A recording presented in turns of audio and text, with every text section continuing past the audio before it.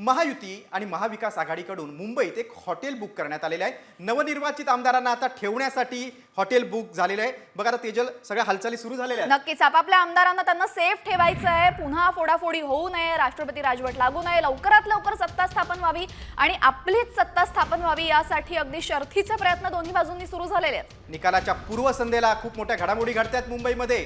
आपापल्या आमदारांना सुरक्षित ठेवण्याची खबरदारी प्रत्येक पक्ष घेतोय। त्यामुळे आता मोठमोठ्या हॉटेलचं बुकिंग फुल असणार असं चित्र आपल्याला बघायला मिळतंय। नवनिर्वाचित आमदारांना ठेवण्यासाठी मोठमोठ्या हॉटेल्समध्ये बुकिंग केलं जातंय आणि आपापल्या आमदारांना अगदी सुरक्षित ठिकाणी महायुती आणि महाविकास आघाडी ठेवण्याची जबाबदारी घेतलेली आहे। पुन्हा एकदा आपल्याला हॉटेल पॉलिटिक्स बघायला मिळतंय आणि राजकारणाचा केंद्रबिंदू असणार आहे मुंबई। नक्कीच गेल्या वेळेस सुद्धा 2019 मध्ये सुद्धा अतिशय नाट्यमय अशा घडामोडी घडलेल्या होत्या।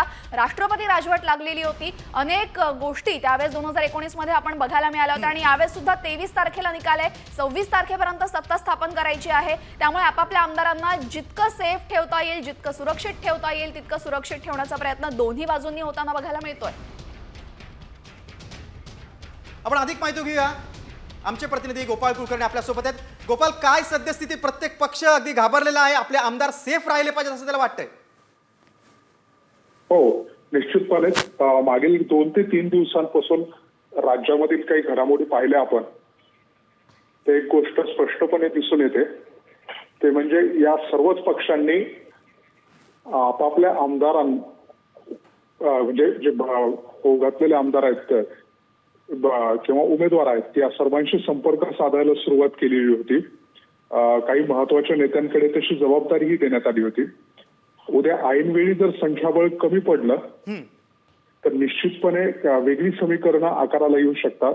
त्या पार्श्वभूमीवर खबरदारीचा उपाय म्हणून काही महत्वाच्या ठिकाणी म्हणजे मुंबईमधील महत्वाचे हॉटेल्स आणि रूम्स बुक करण्यात आलेले आहेत। महाविकास आघाडी आणि महायुती या दोन्ही आघाड्यांकडून तशी खबरदारी घेण्यात आली आहे। गोपाळ, तुम्ही सविस्तर माहिती दिलीत त्याबद्दल धन्यवाद।